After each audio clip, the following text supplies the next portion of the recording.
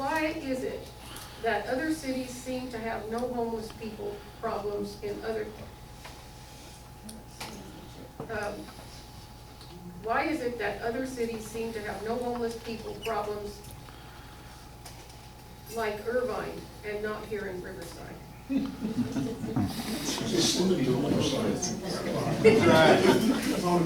Okay, so Mike, you get to start with that. Okay. There is something of a myth that other cities have no homeless problem. I don't think there is any city that has no homeless problem. Riverside, as a county seat, gets people brought to our city that don't get taken back where they came from. We have a jail in the city, and people are booked into our jail when they are released for whatever reason. They serve their time, there's not room anymore, they're bailed out, they walk out the front door into downtown Riverside, and they don't have a ride back to Paris, where they came from, or whatever other city it is. We have that same problem with people with significant mental health issues.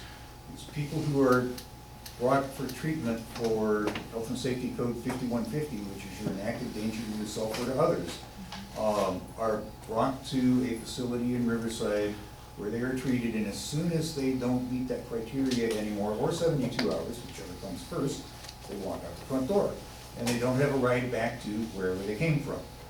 We need to get that part solved. But that's part of why Riverside has some of the additional population it does. There also are people who are here because we are the county seat, and the services that they require from the county and are provided by the county are provided here in Riverside. So we have some people who are brought because of the services there. I think this question points to a gap in the data. I participated in the 2019 point-in-time count, which is we go out on the same day every year and count the number of people experiencing homelessness in cities all throughout the region. And what I noticed, there's an app on your phone, you ask the survey question. We don't ask the question, where do you come from, or a version of that question. So it is very hard to know the percentage of people experiencing homelessness in Riverside who are originally from Riverside and the percentage of people who are coming from elsewhere. I'm a very data-oriented person, and I think data is important to help guide our decision-making around issues, and this is a piece of data that I would really like to see and help acquire.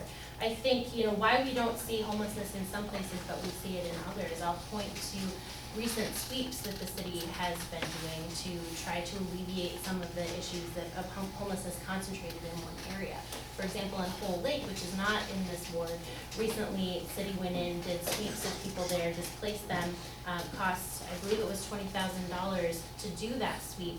And pretty quickly after, you see people trickling back right where they came from, because if we continue with these short-term solutions to address homelessness, where you clear it out of one place, it just pushes the issue to another place, it's not really solving the problem. And I believe we need someone who's thinking more in the long term here. Okay.